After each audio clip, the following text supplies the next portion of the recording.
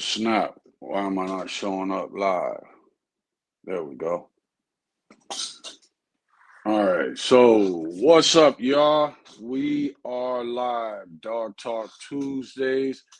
Again, you are encouraged to conduct your own research and form, your own experiences. Lots been going on in the bully world. That's going to be the focus of today is the bully, especially the XL American bully. We've had two major, I don't know why I call them hits, but we've had two major events kind of pop up. One, which we dealt with last Tuesday, and that's the Brazilian bull, also known as the Brazilian Pit Monster. I'm looking forward to doing an interview with someone from that community, hopefully Tuesday, and that person can shed a lot of light on where they're coming from as Brazilian breeders and see how it plays a part with the American bully. Then today it got big because it has come out that the Merle, I'm not too sure as of when, but they are going to be running a trial period with the Merle. Also, let me make sure to hit like, but also comment. Let me know that you can hear me. If you can't hear me, let me know that also. I should be able to see the comments. I did fix a setting where I think it will show the Facebook comments from now on. But so the Merle is now going to be accepted in not just into the registry, but also into the show ring. According to Dave, there will be a 1-year trial period. And with that 1-year trial period, they'll see, I guess, I'm not sure what they're looking for or not looking for. I would assume that by them having a 1-year trial period, what they mean by that is that they will, how would you say, see, I guess, the structure of the dogs and how they fit and compete amongst the rest of the breed. Again, Merles have always been registered with the ABKC. Why are we speaking of it instead of what's going on in the UKC? UKC doesn't seem that that's an option with them. And also when it comes to the online community, the ABKC is a more popular registry. But it does look like they will be accepting it, and a lot of people are upset. I'm in the XL community, so most of the people that seem to be upset with it are in the XL community. But they are upset. What would you say? They are now competing with the Brazilian bull soon. And because it's going to be looked at with the ABKC as a new breed. And then they will also now, as what we know to be today, will be now competing against the Merles. At the same time, there are also people who are not in the show community, and they seem to have an overall negative attitude towards it also. So we're going to get into it. Before we start, though, I do want to say you can't blame people. There's a lot of debate on where Merle came from, the pit bull, the Catahoula, the Lapa, blah, blah, blah. How I got into the bully. Some say it's been in the bully for 30 years. I've seen arguments with people saying it hasn't. It's kind of all over the place. But you can't blame people for what they don't know, especially today if they hit their teens after the internet or social media began to form, because there's just so much misinformation. And let me put my airplane mode on. All right, cool. Just to make sure I don't get any telephone calls. So you can't really blame a lot of people. All you can do is really try to educate them. They didn't have encyclopedias like a lot of us did before social media. Books, that's not a thing now. We remember a time, those who are in my age group, you remember a time where the salesman was walking up and down the street selling encyclopedias. You turn on your morning cartoons and shows, and you had automatically had, okay, so I'm showing a comment on my phone, but for some reason, not on the computer, and it is up, so I'm not too sure. Okay, there we go. Trench Kennels, what's up, man? Thanks for joining in. So it looks like the computer's just a little late. But again, we had salesmen walking up and down our street selling encyclopedias. You turn on the morning cartoons or whatever we decided to watch, you saw commercials for encyclopedia. The popular one was Encyclopedia Britannica. At the same time, when you went to school, you had to do a report on something. Your teacher always told you, don't just use the encyclopedias. You need to, get you some books based on the topic and different books. So we were used to, more detailed information, how to verify it, compare it. It was a lot simpler. Now there's such a flood of information on the internet when it comes to any subject, especially when it comes to dogs, what's good, what's bad, Merles, where it came from. All these things are huge on the internet now. So it's not necessarily as easy to get to the bottom of information. If you think about it, regardless of anybody you're arguing with on a certain topic, let's say you're 100% right. When it comes to the internet, that person is going to leave from you and they're not going to go talk to old school dogmen. They're going to go to the internet. They're going to Google to see if you're right or you're wrong. And we're in a breed, especially with American bullies, and it also even with pit bulls, where a lot of the old school dogmen are part of the lies, the propaganda, the rhetoric, and the marketing that goes behind it. So, you can't really be mad at people for what they don't know or what they haven't found out yet. But again, there's a lot going on. With the pit monster, how did we get here?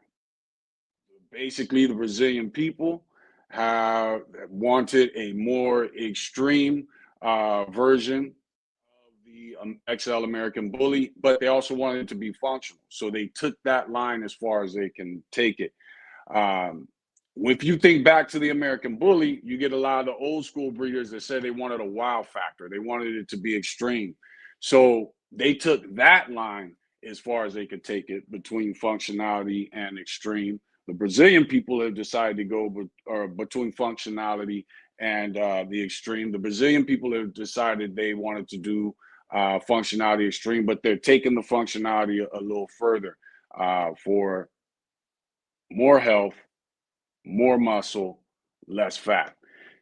You can't be mad at that. Now with the Merles coming into the show ring, looks like they'll have a 1 year trial. Like I said, we have to remember again, they were already registered with the breed. It shouldn't be a huge surprise.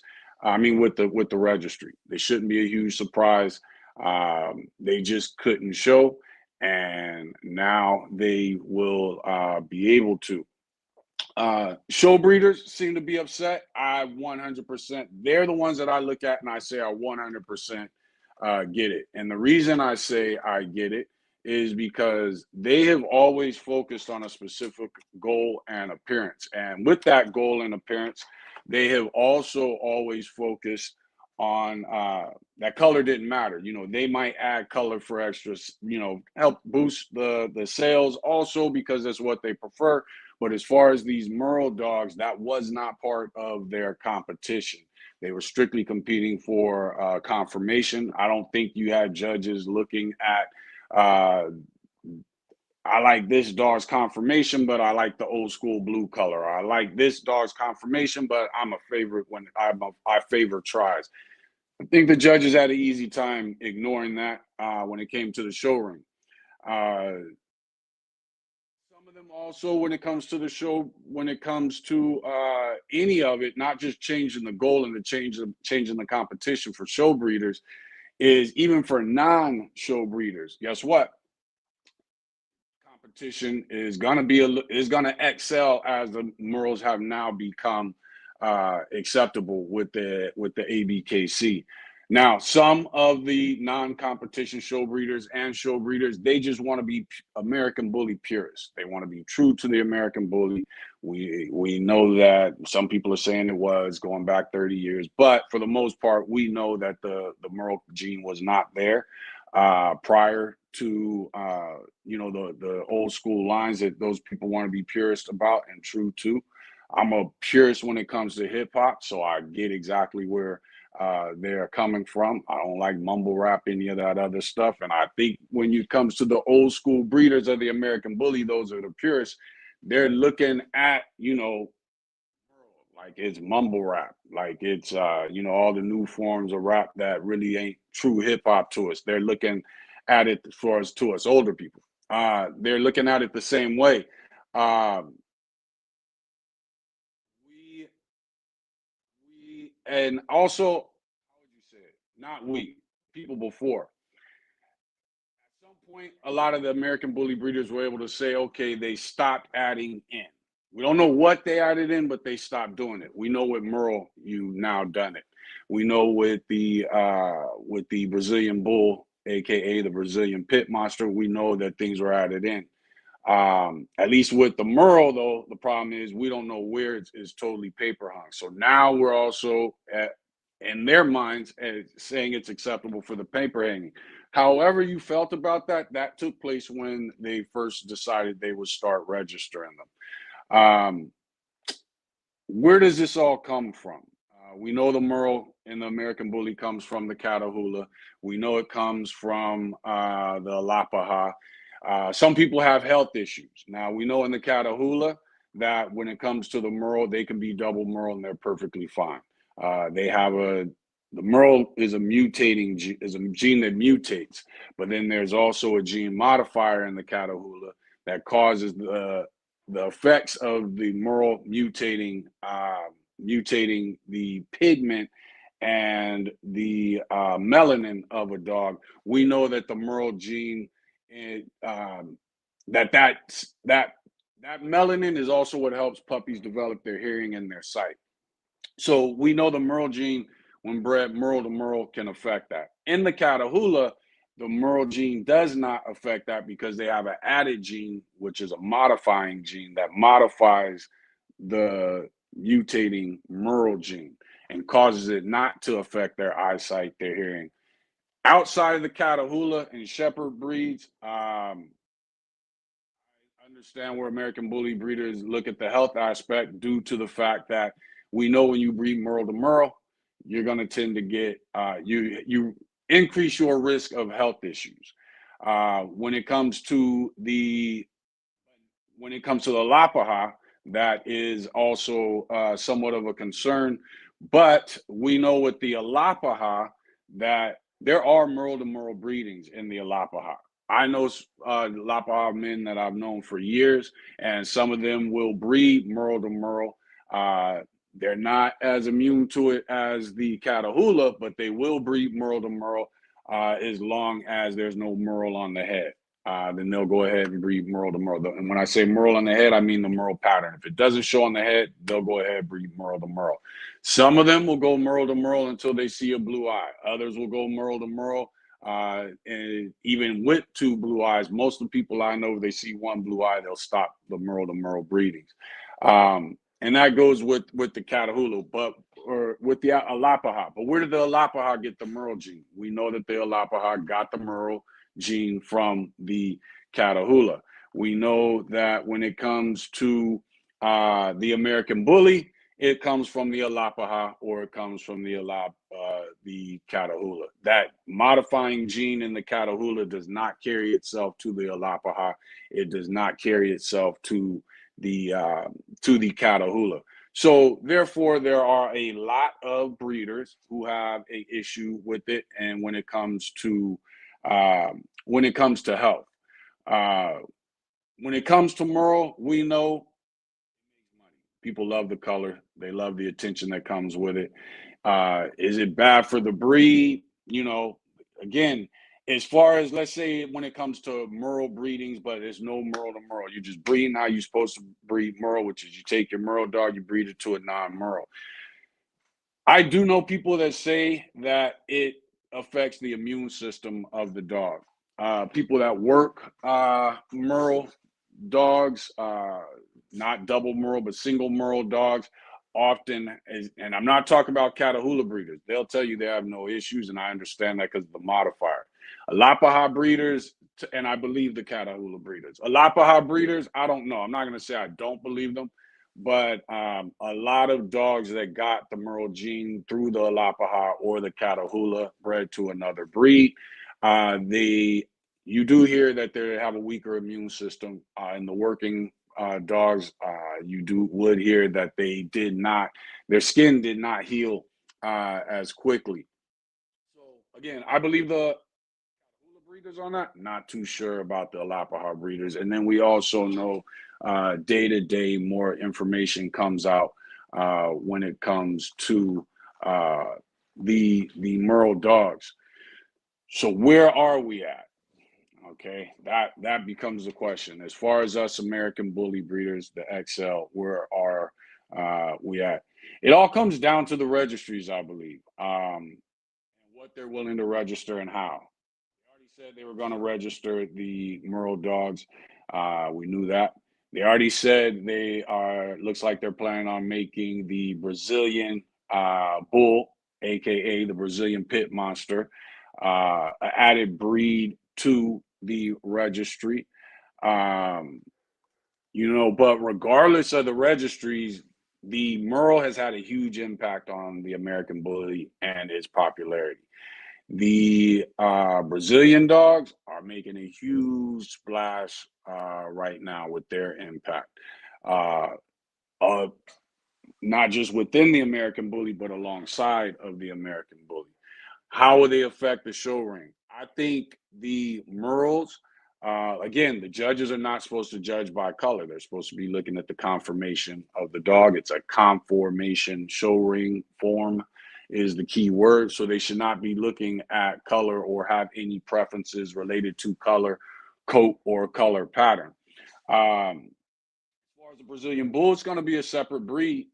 Um, when they do compete against the XLs or other breeds in the American Bully. There is a point, I think, maybe started now, where they're not supposed to be bred to the XL American Bully, and the XL American Bully is not supposed to be bred to them. I think that separation has began. Both the popularity has grown, like I said, along the breed and within the breed.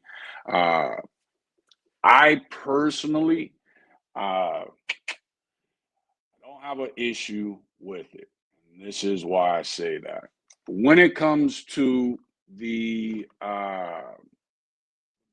Brazilian bull, aka the Brazilian pit monster, I look at it as it is a new line of the XL American bully. That's how I look at it. That's and based off the breedings and what I've been able to see of the breedings and the verbiage that I've heard tossed back and forth amongst the breeders and the kennels of the Brazilian bull, aka the Brazilian pit monster, to me, from what I know of how to create a breed and what I know of how to create a bloodline, the Brazilian pit monster, aka the Brazilian bull, is a bloodline of the XL American bully, which would mean that it is a breed to the X. It is of the breed.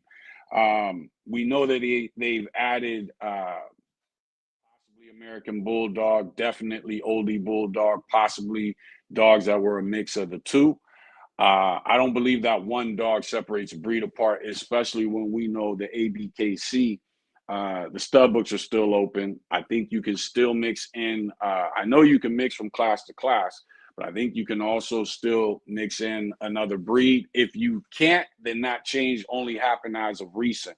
So I don't believe just all of a sudden adding in a breed amongst later makes that a whole new breed. So to me, just based off the way you create breeds and the way that you create bloodlines, the Brazilian bull, aka the Brazilian pit monster, um, is a bloodline of the XL American bully.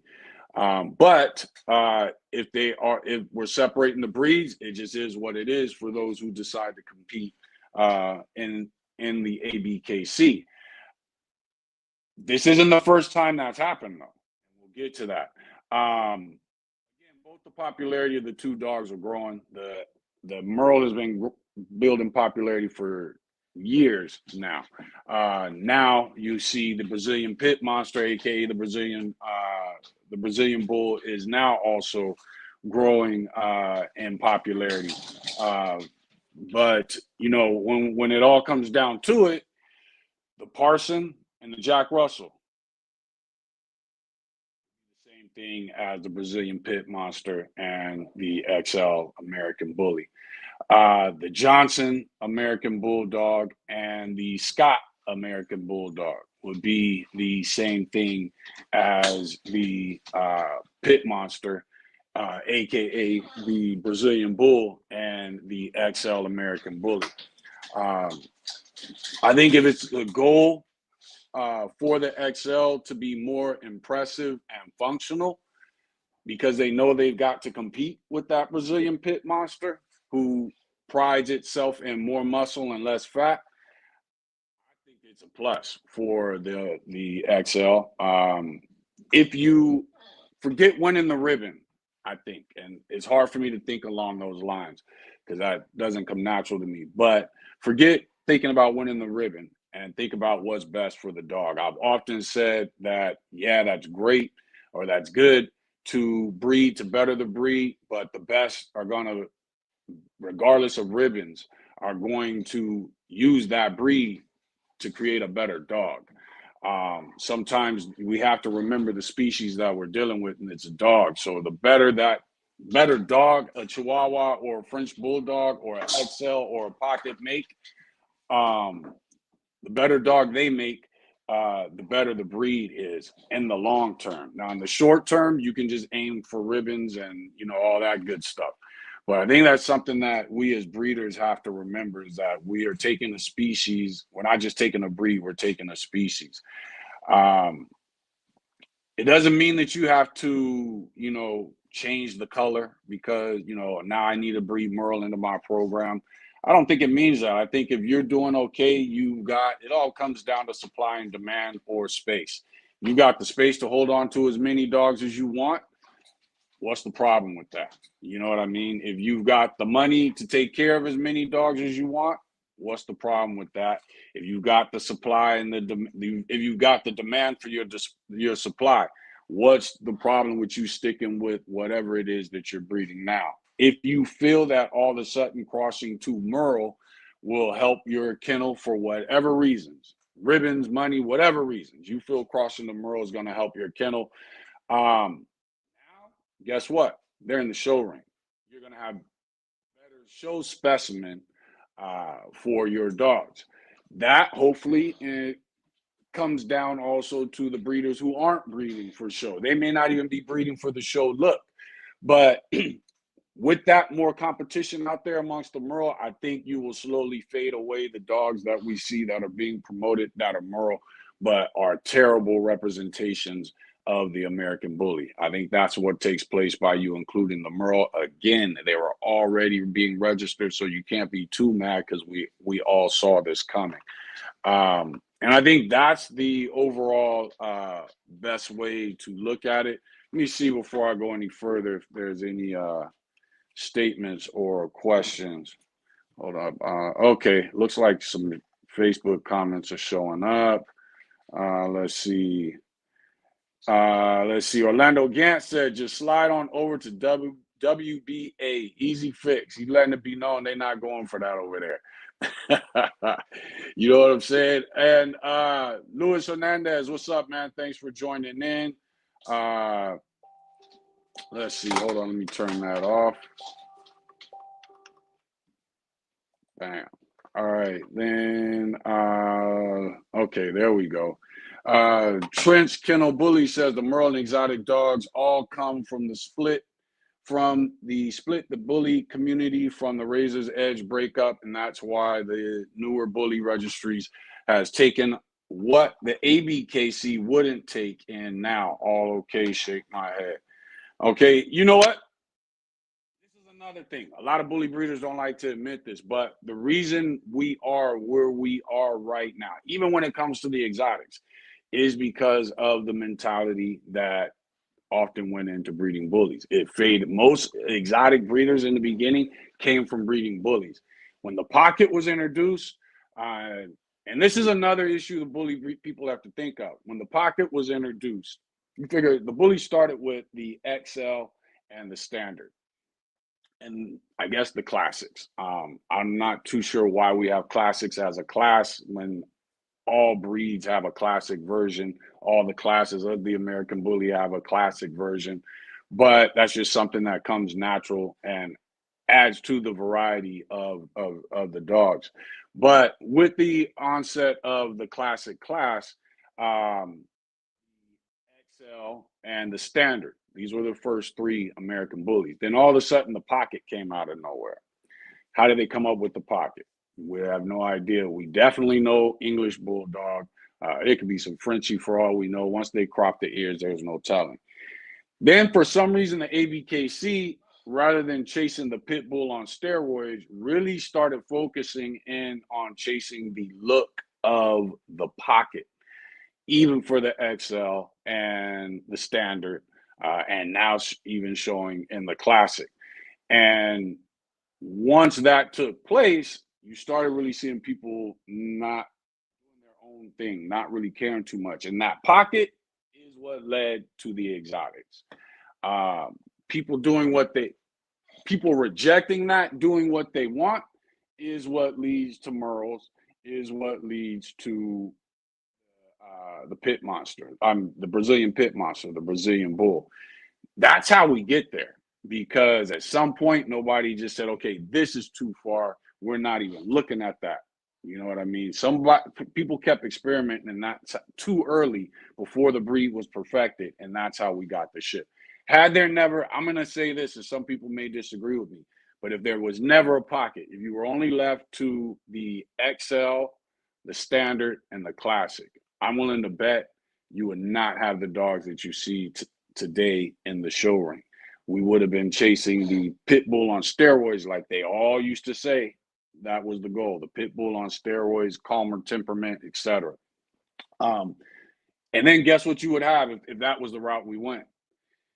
You would have had something closer to the Brazilian bull, the Brazilian pit monster. But instead, at some point, the pocket came along, and that became kind of the look for the breed to chase, and that's how we got to where we are. And again, the pocket is what opened the door for exotics, which everybody dislikes. Trent said all the presidents of all those registries are all either ex judges or old razors edge breeders. From what I've seen, I haven't paid attention recently, but from what I've seen, I would agree with that. That a lot of the breeders or the judges are old school breeders, but you have to remember that those are also the people behind. I would assume that have some pull and some what would you say, some influence on whether or not we end up with another breed in the registry that are Brazilian bulls, or whether or not we add the Merle to the show ring. So they're playing a part in that also, and for whatever reasons they're on that page. The Montgomerys, what's up, man? Thanks for joining in. Good evening, glad to see you. Okay, I heard about the weather in Arkansas. Love you too, Auntie. Yeah, we got 4 days of rain. No, we got 6 months of rain in a 4 day period. So it was flooded. The kennels, everything was flooded. Luckily, I have them raised up off the ground, so the water just went underneath. And then I've also got a drainage system set up under there, so that's took up a lot of the water. But yeah, it was definitely flooded bad. Um, let's see. John Henderson said, "I'm ignorant to the Brazilian pit monster, seen but not heard. Can you give some insight that describes the separation?" Okay. Again, I feel based off how you create a bloodline and how you create a breed within a bloodline, that the Brazilian pit monster, aka the Brazilian bull, is what they've agreed they're going to change the name to. I feel that it is a Brazilian bloodline of the XL American Bully. Again, I will be doing an interview, looks like Tuesday, if all goes well, with a person that is very influential in that community. I'm not going to say who yet. And then we're going to discuss that. But that is my feeling. As far as the ABKC, they have decided to treat the Brazilian pit monster, the Brazilian pit monster, soon to be known as the Brazilian bull. they have decided to treat it as a totally separate breed, and where it was previously being crossed in with some XLs, and some XLs were being crossed into it, they are cutting that off. They are stopping that. One of the discussion I did have earlier is it's going to be interesting because one of the things they're trying to fix in the Brazilian Pit Monster is the lack of eye separation. And the dog they're using to fix that is the XL American Bully. Will that be a point? If Dave is saying, okay, no more crossing the two, we're going to treat you guys as a breed, no more crossing the two. Will that breed have what it takes to fix the eye separation that we see? That's going to be interesting. Or, and because they're going to have it within the Pit Monster now, or will they start paper hanging on the XL? Or does the lack of eye separation become a part of their standard and their look of the breed? So they got three options, but it's going to be interesting to see what takes place when they start competing. How do you feel about adding the Brazilian Monster? There we go. I believe the Brazilian Monster, you said the Brazilian Monster. What's up, Rico?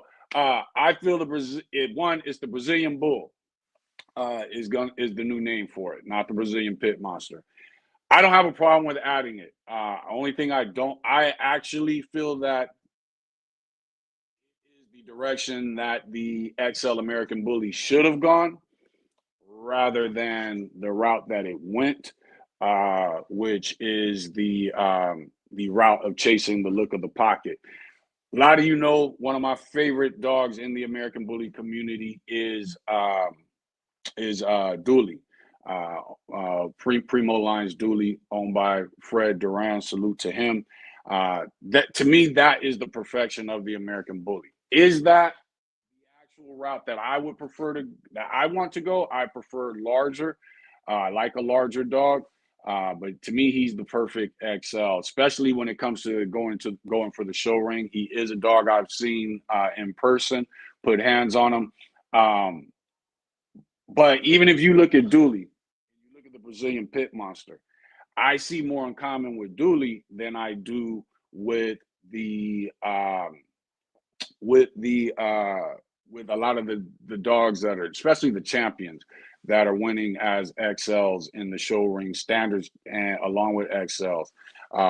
So I don't have a problem with mixing the two, but they're about to say that we should no longer be doing that. Heroes Kennels, what's up? Said there are Brazilian bullies that are registered as XL American bullies and still stay that way. All new Brazilian bullies will be separated. Exactly. Let's see. Jimmy Stuckey, what's up? Thanks for joining in. Said changes in temperament, also adding Merle.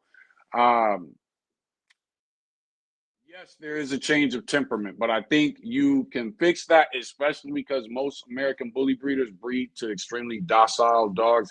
That's not my preference, but because most of them do, yes, there can be. We own I think we own three Merles.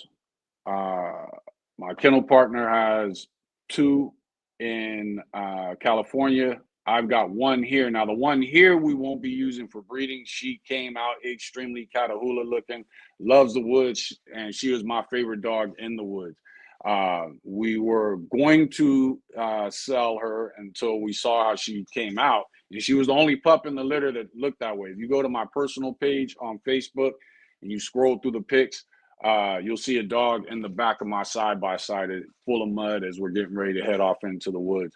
But so we own three Merles, one that has been bred, one that we will be breeding. He's a stud. Good-looking dog. His temperament, though, is the same as the majority of the bullies. But I think early on there were a lot of issues with breeding the Merle into the bully, and some people had snippy dogs, and some did have. We did see where there were issues of them being a little more aggressive. I don't think that's so much today because, like I said, there are so many bullies that are bred with temperament not in mind, and luckily for them, they either went extreme aggressive, human aggression, dog aggression, or they went extreme just docile, non-protective, non-dominant, being dominated by other dogs, or making sure that no issue comes up, extremely docile. So I think it was kind of easy for them to fix that. You say also Brazilian dogs' temperament being bred away from being a capable working dog, being made up of working breeds. Well, you got to remember the makeup of the Brazilian dog is XL American Bully, a lot of bossy dogs, a lot of Camelot, which we know were weight pull dogs. Some were used for hunting, but most of them went into weight pull. The ones that went into the bully, most of those went into weight pull. Camelot, Chevy, Bossy. We know there was a Dax influence. So I think they seem to feel. I've heard some people say they didn't like the temperament of the dogs, that they were more aggressive. The majority of the people that I hear about the Brazilian Pit Monster, aka the Brazilian Bull, do say that they love the temperament of their dogs, that they are just as docile as their XL American Bullies, but they tend to be more alert. And you figure they were created by crossing the XL American Bully with Oldie Bulldog and American Bulldogs, which are two dogs that already went into the XL American Bully. And then a third version, I suspect, based off the look of some of them that were called Oldie or called American Bulldog, it looks like there may have been some crossing of the two and that. So those three versions, Oldie Bulldog, American Bulldog, and the cross of the two, look like we know is what went into the Brazilian Bulldog. And I don't believe they were necessarily being worked. I think that person that is popular over there for breeding, which is Sunshine Kennels, I haven't seen anything of them working. If somebody let me know if I'm wrong, but Sunshine Kennels were the oldie Bulldogs and the American Bulldogs, and possibly some of the cross of the two, the blend of the two that went into the the XL American Bully to create the Pit Monsters, the Brazilian Bull. I don't believe any of them were known for working. I think they were bred for their looks and their temperament. Trench Kennel Bully says, I'm confused if the ABKC denounced the XL, so how can you separate and make a new breed to class undefined? The ABKC has not denounced the XL. There are four classes in the ABKC. The 14 to 17 inches. When we're talking about the males, the standard and the classic from 17 to 20 inches, and then the XL from 20 to 23 inches, but you can have them larger as long as they maintain the look of the bully. So the XL has not been denounced. Let's see here. Rico said, I agree. Hero says, if you're looking to breed the Mastiff out of your bully and bring forth the Bulldog, the Brazilian Bully is a good option. I agree, but here's the other thing. I think we have a lot of bullies within the XL American Bully that can do the same. I don't think you have to go to the Brazilian Bully. Or Brazilian Bull.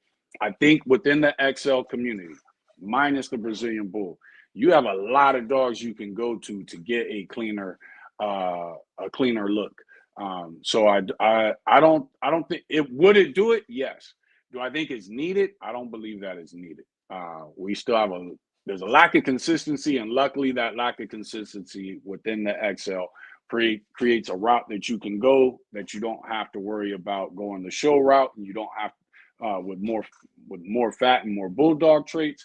You also, but less mastiff traits, but you also don't have to worry about going to the Brazilian Bull to get rid of the bulldog or mastiff traits. I think we have that already in the XL American Bully. Jerry, what's up, man? Thanks for joining in. Let's see. Donnie Schmidt said, seen a breeder tell people to register them as blotch. I'm not sure. I want to say the BKC has them as Merle. It might be blotch. I'm not sure, but it is one of the two. Let's see. Trent said, this is why the pocket has a old school and new school. The pocket is like the gateway to exactly. It's a gateway to all the sins that there are. Let's remember Dave Wilson doesn't have a bloodline then or now. I don't believe a lot of people say Dave Wilson's bloodline is Razor's Edge. I believe Razor's Edge to be a kennel. I have yet to see in their breedings where they have bred at least 5 generations of related dogs in any of the Razor's Edge. So I look at it, but I don't think it's anything wrong with not having a line. That is my goal. Or that is other people. That is what you see as a growing goal within the American Bully community. You got to remember, a lot of people were claiming bloodline and well, a lot of people were claiming lines based off a popular stud or a popular kennel. So I don't think that push really got into the American Bully community like it should have, to create more consistency by people creating bloodlines. But I do feel I don't think there's anything wrong with not creating a bloodline. There are a lot of breeders I know that are working breeds and show breeds that have been doing it for 10, 15, 30 years, and they still have not created a bloodline. It's just not their desire. The Brazilian Bull wants to establish their own breed because the XL Bully failed to establish dominance. Ooh, that's a strong statement. Brazilian Bulls want to establish their own breed because the XL Bully failed to establish dominance. That's a strong statement. There's a part of me that wants to agree with you. There's a part of me that disagrees. Let me finish seeing what you said. The Brazilian Bull is what the XL is supposed to be in most cases. Also, some Brazilian Bulls stem from Viet Shark. Yes, they do come from Viet Shark and the red line. The Brazilian Bull stem is not a new thing. They've been around for a long time. I think they have been around. I think those dogs have been around for a long time. We've been seeing them in Brazil. I also, so I agree that they're nothing new. I think just what's happening now is Brazil has realized such a difference, a noticeable difference, and so did we in America 5 years ago, that they said, you know what, let's go our own direction. And I don't blame them for that. Again, I don't feel it's a breed separate from the XL American Bully, XL American Bully. I do feel it's just a Brazilian bloodline of the XL American Bully, but they're taking it and getting ready to treat it as a totally new breed, and they have their own registries to support that. I want to say there's 4 or 5 of them. I think IBC is the main one. And they also have the ABKC that is now joining in and going to treat them as a separate breed. You said the Brazilian Bull is what the XL. We're going to get to that. Let's go back to the beginning. The Brazilian Bull wants to establish their own breed because the XL Bully failed to establish dominance. I think they want to establish their own breed because lack of consistency in the XL and the direction of the XL provided them that opportunity. Even if they said, you know what, we're not even trying to call it nothing different. They created their own look and then say, you know what, the opportunity is here for us to aim at making this our own breed. So you know what, bam, we're going to start our own registries. And in the meantime, we're going to get in talks with the ABKC for them to treat it as a new breed, so we can compete against what we once had here as XL American Bullies. I think it's more. I don't think it's that the XL Bully failed. I just think they saw an opportunity that could be to make competition, and I think that could be a failure on the XL. So I'm gonna have to agree with you again. He also said the Brazilian Bull is what the XL is supposed to be in most cases. I feel it is not necessarily what the XL is supposed to be, but I do feel that the direction they've gone is exactly what the XL should have done. Instead, it was looked down on. A lot of times in the XL, when they did go for more muscle or a more functional dog, they lost the mass. The Brazilian Bull has not lost the mass. They lost the fat, and that's about it. So I feel they're the direction that it should have gone. And yes, with Viet Shark, Red Lion, you do see, we know that also went into the Brazilian Bulls, but those dogs come from heavy Camelot and Chevy dogs. But I do agree that it is the direction that that the American Bully should have gone, even all the way down to the pocket. not just the XL. I think the more bulldog look that we're seeing in the show ring now, I think that was, I don't think that was best. Let's see. Jimmy Stuckey said, the label Brazilian Bull puzzles me. They're made up of American dogs. Yes, from the oldie to the American Bulldog to the XL American Bully, all 100% American dogs. Now, some of you know we run the the Giant XL American Bully Breed group on Facebook. So join if you're not a part of it. We also run a group called Dogs of Grit, which is focused strictly on working dogs. There was a debate going on in there today when it comes to dogs being made up of working breeds. So he says the label Brazilian Bull, they're made up of, being made up of not working breeds, but being made up of American dogs. So, for instance, Pit Bull, for instance, a lot of people in Europe will tell you, oh, that's just a Staffordshire Terrier from England. The argument is no, it's not, because we know when those game staffies and also game bull terriers came to America, not necessarily the bull terrier with the egg-shaped head. They didn't really have the egg-shaped look going back then. But at the time, you have bull and terriers, you had bull terriers, and you had Staffordshire bull terriers. You also had blue paws, which mostly were with gypsies, and then you also had the old family red nose, which came out of Ireland. Those various dogs came to America, began fighting. When the Cajun rules of fighting, some realize it beforehand, but when the Cajun rules of fighting, the Louisiana Cajun rules of fighting became kind of the number one rule to test gameness. At that point, wind was needed. It wasn't just about winning the fight. It was about the game rules, because now we're testing to see who can do this the longest without quitting. When it comes to gameness, we know pain tolerance is a factor. We also know one of the other factors is stamina. The longer that dog can go without pain or stamina being an issue, the longer the dog can go without gameness having to be a trait needed to win the battle. Because gameness is what the dog does when it's when it's going through pain, running out of stamina. So the longer it can go, so regardless of whether your dog's game or not, if it can go due to stamina and pain tolerance without the need for the trait we call game, then we know that one thing they were doing back then is taking those dogs and then breeding them to hounds, various hounds. Also, you had the old Southern White. Some of that was bred back into them, which was a bulldog. But you also had, which is now extinct, but was here in America, or did make its travels here. But they were also breeding to hounds because of the stamina. They would breed them to hounds and then take them back into their game lines. So we know that was also a factor. So would that make I say, due to those mixes, that makes the Pit Bull a 100% American dog. But we also know all those dogs used were non-American dogs.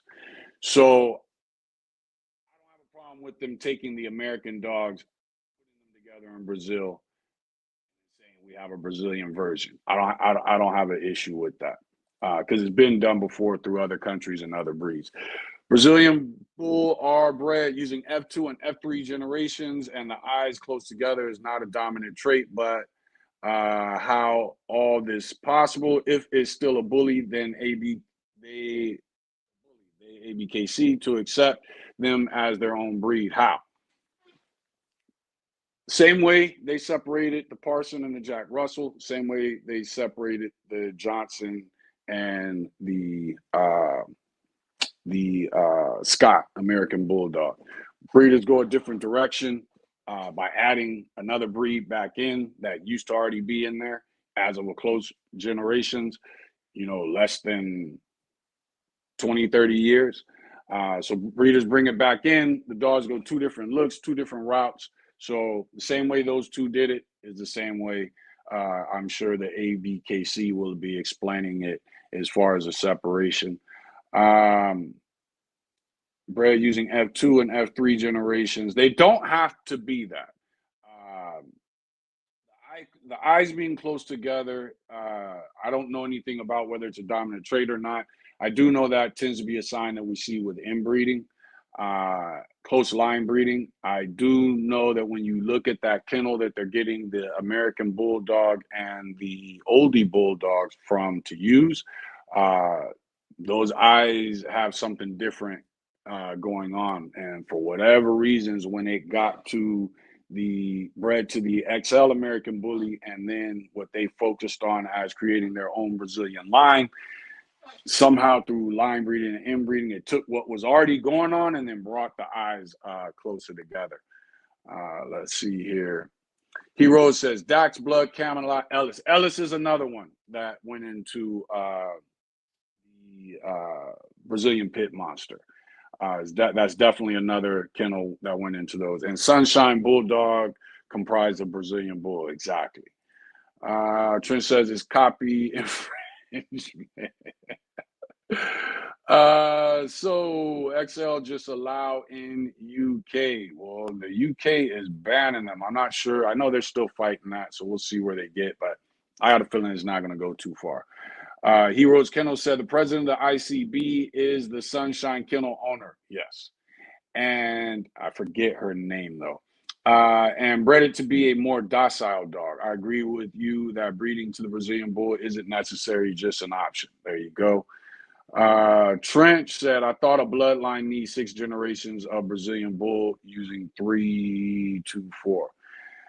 We discussed that on here. I think that was about 2 weeks ago, maybe 3. To create a bloodline is a very similar in creating is almost the exact same in creating a breed.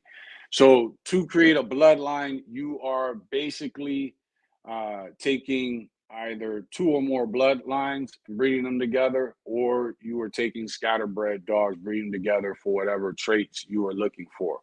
Those traits that you have a goal for need to be traits that make your bloodline stand out amongst other dogs in the breed. And you have 3 traits categories that you're looking to make unique to your bloodline. 1 is the temperament, 2 is the ability, 3 is the look. That look can be structure or form. It can also be color, but those are the 3 things that you're looking for. It could be size, it could be whatever, but something that when people see that dog, they know, okay, yeah, that dog that's one of those such and such bloodline dogs. When people see that dog and it comes to the dog's ability, they say, okay, that dog performs like one of those such and such dogs. And when they're around the dog, dealing with the dog's temperament, whether it has to do with, its alertness, its protection, its ability, whether it's dominant, prey driven, whatever it is, something within the drives of that dog separate its temperament from other breeds or other dogs within the breed. When you have those 3 things, now, the American Bully, we're not breeding for performance. We're not breeding for ability. Well, take that back. That's not the focus of the breed. Some of us are breeding for it. But the focus of the breed, at least in the ABKC, not so much the UKC, but in the ABKC, there is no ability or performance measurement for the American Bully. So therefore, you're strictly focused on temperament and focused on the look of the dog. When it comes to the American Bully and creating a bloodline, then those are the 3 traits. Now, you've got your family of dogs or bloodline, whatever it is you're doing, you want to create your bloodline, not a certain number of generations. It takes a certain number of generations to achieve the goal of creating a bloodline. Why do I say that? Because you're aiming for a unique look, a unique temperament, a unique ability, but definitely the first 2. So when you start creating that when you get those dogs together, it's going to take you a while to start getting in the right route to achieve that uniqueness in your bloodline that separates it from the rest of the dogs within the breed. Once you see that you're in the right route, now you want to start breeding those dogs together. Okay. And eventually, you're going to have a family of dogs within your yard that are related. Once you start doing your line breedings, it takes about anywhere from 5 or more generations to get to the final achievement of your goals and lock it in. The best breeders with an inbreeding or a close line breeding, the best breeders will achieve a unique look, a unique temperament, and hopefully a unique ability within their dogs. About 5 generations. It'll take them that long to get there, do the line breedings that are slowly evolving the dog towards your goal, and at the same time, do the line breedings that are also slowly locking in the blood. And then once you've achieved it, you do a inbreeding, and then you do an outcross. Or a distant line breeding. So the best of breeders will achieve that in about 5 generations from the point that they're started breeding related dogs. So again, bloodline is line breeding and inbreeding. Dogs that are outside of that are not a part of it. So once they hit 5 generations, yeah, about the best breeders do it in 5 generations. That is very few breeders. The average breeders take about 7 to 10 generations or more to finally achieve a bloodline. So it's not a set number, it's a goal, but it takes the best breeders to reach that goal in about 5 generations. It takes, but you can't go earlier because you won't have it locked in. And if I come with my scatterbred dog or my bloodline dog, there's a chance I'm knocking everything out. I should be able to breed to your bloodline with a scatterbred dog, and the whole litter damn near comes out just like that bloodline, especially the females. And that's how it carries. So again, it's not necessarily it's not a specific number. It just happens to take that amount of time to reach that amount of generations to reach the look and the goals that you're looking for, the look, the temperament, the ability. It takes, then lock it in, slowly lock it in as you're making it better, and finally lock it in with an inbreeding. So it's not an actual set number. Let me see. How the president don't have a bloodline. It's ABKC. He stopped breeding for a long time. That I do know. And I think Razor's Edge was so popular that he probably was not even worried about it. But I know he stopped breeding, and I know as of recent last few years, he started breeding again. So he might go for his bloodline now because he does still have a lot of the blood from his breedings, not necessarily a bloodline. And I would like to know if there are any Razor's Edge bloodline existing dogs, meaning that they have at least 5 generations of related dogs in their pedigree. Let's see, Enzarata, and it would need to be the last 5 generations. Enzarata said, I am not happy with everything the ABKC is doing. I'm showing in UKC. There are a lot of people who are unhappy about what's taking place. And a lot of those people tend to be show breeders who like the look of that the ABKC pushes for, which is a more bulldogish type look. And then now those people, you got to compete with the Merle. But that should make the Merle breeders step up their game in the show ring. And you also now have to compete with we went over our hour. Excuse me. You also have to compete. So we're going to try to wrap this up. But you also now are going to have to compete with the Brazilian Bull. So separating it, I don't know. Don't really have a problem with it because let's be honest. These are American bullies. It's not a working breed. It started off as a breed that when we got into it, we knew they were paper hanging. We knew they were running with all the myths and the lies. For my age bracket, I'm 52 years old. For my age bracket, it's a lot easier. I remember to not get caught up in feeling like I have to go whichever direction the wind goes. And that's because I remember when the American Bully first started showing up, before it was ABKC, before what's the original bully registry was, I think BKC. But before they existed, before you started seeing them invented, before you start in the early 90s, I remember that mix of dogs going into this breed. I remember all of a sudden somebody just grabbing all that mix of pit bull, all those big pit bull mixes and saying, okay, we're going to call all these the American Bully and here's a registry to register them. I remember when they were paper hanging them as pit bulls. Getting into bullies, what, 30 years later? Um, I remember, so what about, got into bullies, what, about 40 years later. So I remember getting into them, looking at their pedigrees, and I could look at a specific dog and say, that's not a pit bull. That is definitely a Cane Corso, especially when you start getting back 10, 15 generations. I also remember looking at dogs and saying, that's not a American Bully or a pit bull. That is an American Bulldog, a Johnson to be specific. Here's the third thing I also remember. I remember looking at dogs in the pedigree and saying, there's no way those two dogs created this dog.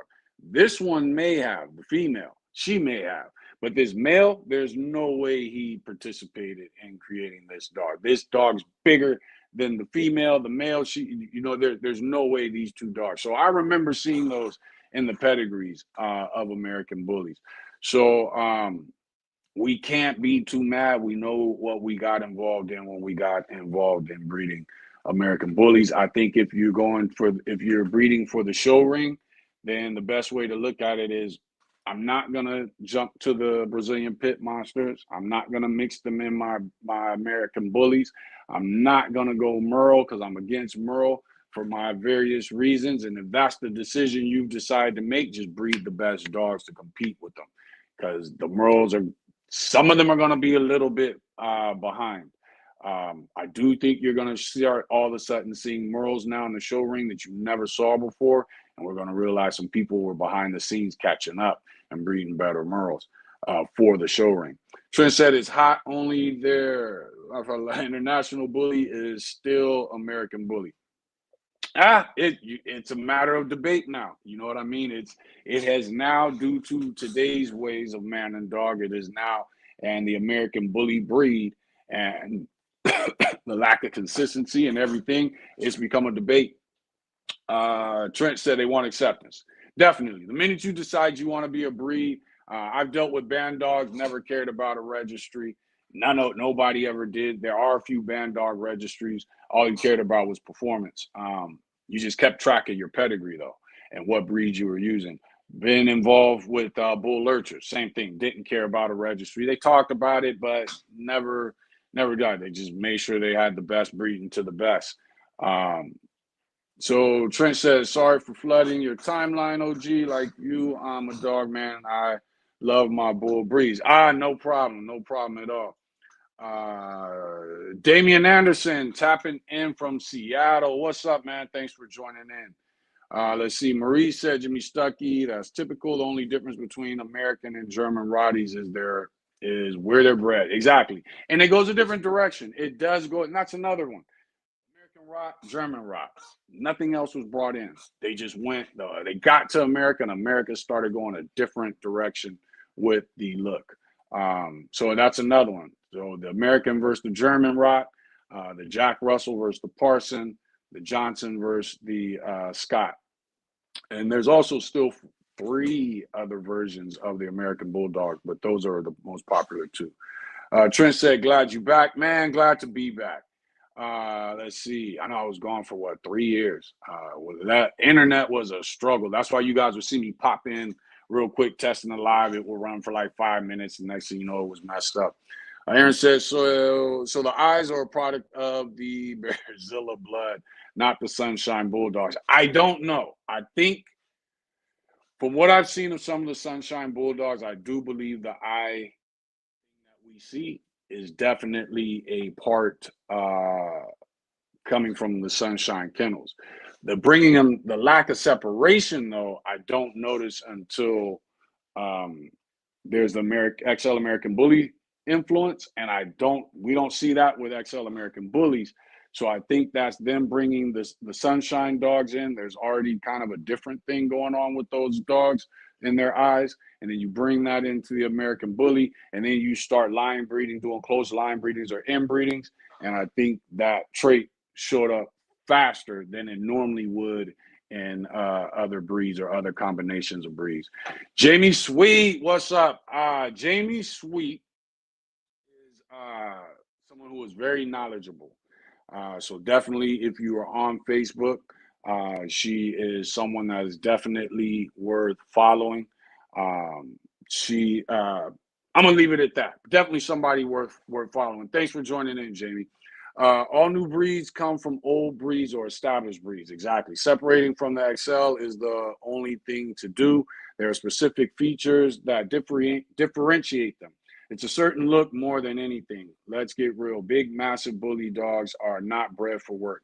Yes, they must be functional, but heavy bully massive dogs are never bred or bought entirely for working. 100% agree. Separating them from XL is the best decision to both breeds, in my opinion. Is it the best? I think it's the best decision for Brazil. Let's say California just said, we're going to breed. You know what? See what direction the XL is going. We're going to take our XLs and we're going to cross them with do the same thing. Oldie Bulldogs and American Bulldogs. And after 5, 10 years of breedings, we're noticing they're starting to look different than those XLs of 2025. If all of a sudden we said, you know what, we want the California Bully breed or the California Bull or whatever, I think I would join it because I'm from California. So I can't blame the Brazilian people for getting behind it. There's no way you could be upset with them for getting behind it. Now, is it truly a different breed? No, I don't feel it is. I think it's a Brazilian bloodline. But I can't blame that one person for saying, hey, let's just call it a different breed and stick to the direction that we're going. And I can't blame the rest of them for saying, hell yeah, let's run with it, see who, create our own registries and see who will accept it. You can't blame them for that. I mean, it's the exact history of the American Bully. You can't blame them for it. Let's see here. And Rico said they used to participate in weight pulling events in the ABKC. Yeah, for some reason, though, ABKC has stopped that.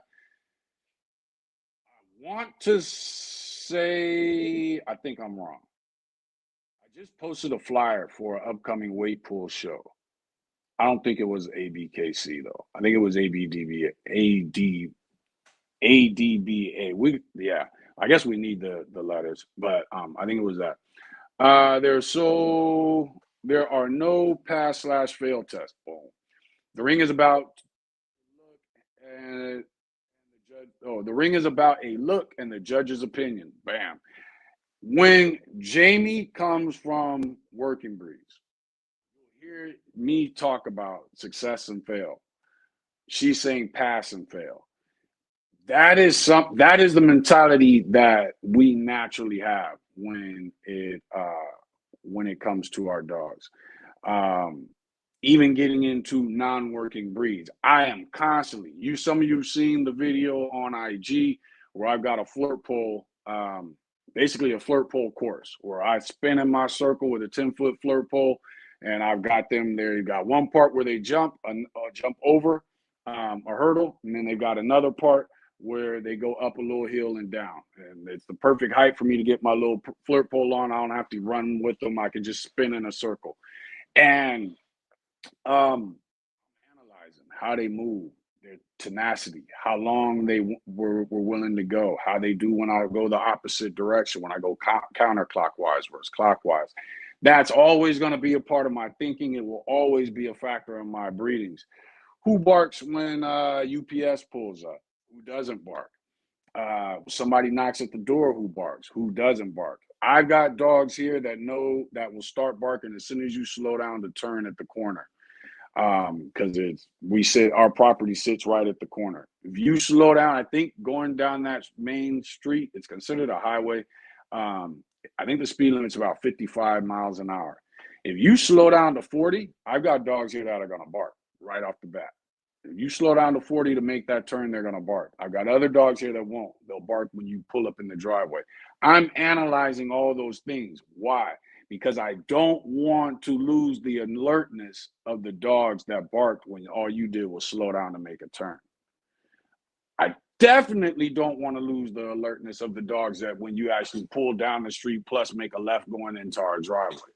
But I also want to maintain that alertness. So, yeah, they pass and they fail as situations take place. The ring is about the look and the judge's opinion. Everything on an opinion has gotten out of control. Yes, I agree. Personal preference has to have boundaries, and that's where a lot gets lost. We need boundaries. If we don't have pass fail anything, I agree 100%. But so what people are upset about is where are those boundaries? Um, are those boundaries, and where I think that's the thing people are upset at, is that the boundaries or the goal uh, seems to be getting moved. What people feel is a little too often. Saludo G, I'm getting off. See you next time. All right, thanks for joining in, Trenches. We're about to get off of here too. True Intellect, what's up, Auntie? Thanks for joining in. Avalon Bully said, my opinion, the Merle has been accepted in the ring is just for the money. Everything that wasn't accepted is now accepted. Definitely brings in a lot of money. Well, think about it. We're going to set the Merle and we're going to set the Brazilian bull as a new breed. It definitely brings in a huge jump in money. The Brazilian bull from Brazil, now you got those dogs treated as a separate breed. And then now all of a sudden, and the inspiration for them to start breeding more of them. And then now you've got the Merle, it can go in the show ring. I think we'll see if it gets a boost due to being introduced into the show ring, because we do know it already hit the masses like wildfire. Sinatra, what's up, Sinatra? Thanks for joining. He said Oliver De La Cruz left. Not too sure what that was on. Avalon said no, it was ABKC that did the weight pull. So they had a weight pull competition recently then, and I think we need to get back to that. I think there should be other things that look. I honestly think some band dog breeds or registries operate in tiers where you have the dogs that win are registered first tier, meaning that they are able to do hog catching, or they succeeded in hog catching, they succeeded in protection by whatever those variables are. And then they have a second tier that those dogs move up to when it has produced a dog that has now been registered as a band dog due to it succeeding in catching hogs, succeeding in protection, or both. Then you also have band dog registries where they are talking about, in order to enter into the confirmation ring, you first have to be a successful dog in those categories. And once in the ring, that just adds extra points if you compete in that to the overall dog. And then, of course, eventually you have a competition that's about the dogs that can compete in two categories or all three, whether it's hog catching and protection, or hog catching and confirmation, or all three. You know what I mean? You start rating the dogs based on that. So we'll see where they go. But I do think when you have bull bred dogs, I do think we do need to take in consideration what they're capable of doing.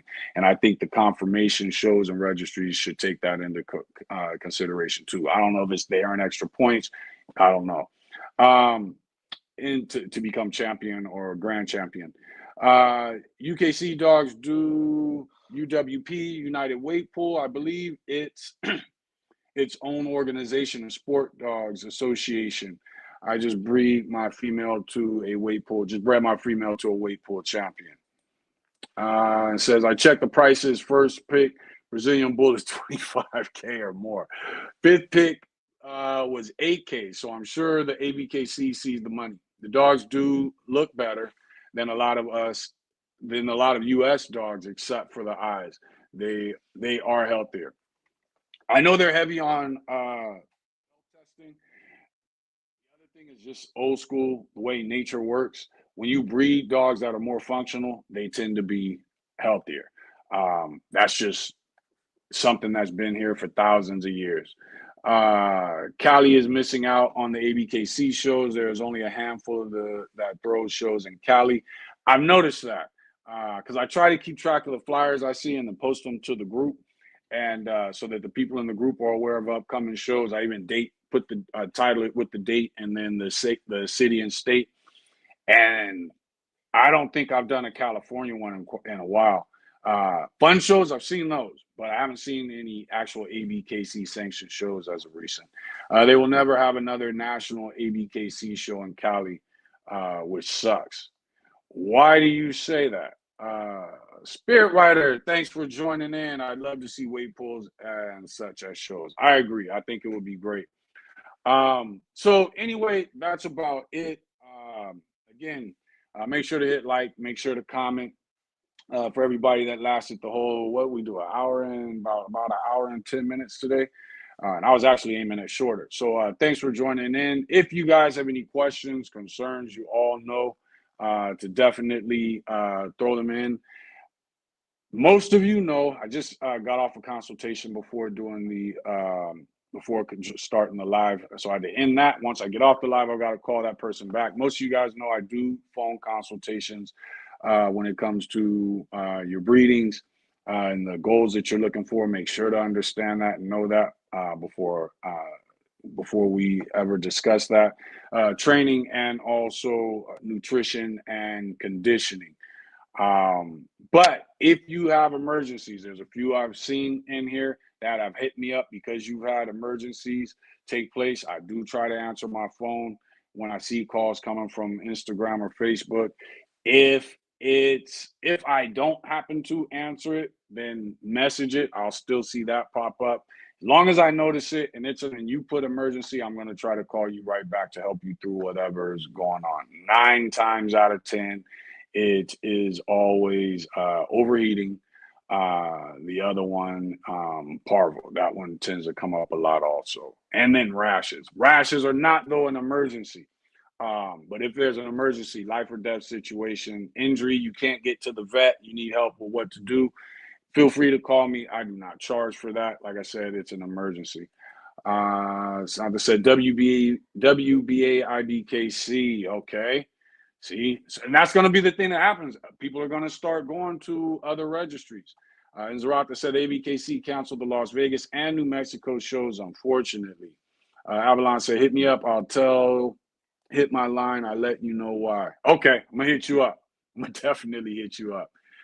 Rico said, good live. Thanks for joining in. All right, so we're going to get out of here. Thank you all for joining in. We'll be back next Tuesday for Dog Talk Tuesdays. Like I said, that's going to be a breeder and heavy influential person within the Brazilian Pit Monster, aka the Brazilian Pit. So definitely look out for that next Tuesday, and then we will get back to topics the Tuesday coming after that. I've had a couple people hit me up regarding taking videos, cutting them up into snippets and stuff. A few of you I will be hitting back regarding doing that because I would like to start getting that cut up. I brought that up to my son when I saw those suggestions and the people that would help. He now says he could do it. So we're going to be looking into doing that also. I'm not looking forward to doing it, so you may not hear me doing it. Other than that, bam, see you guys next Tuesday. Thanks for joining in.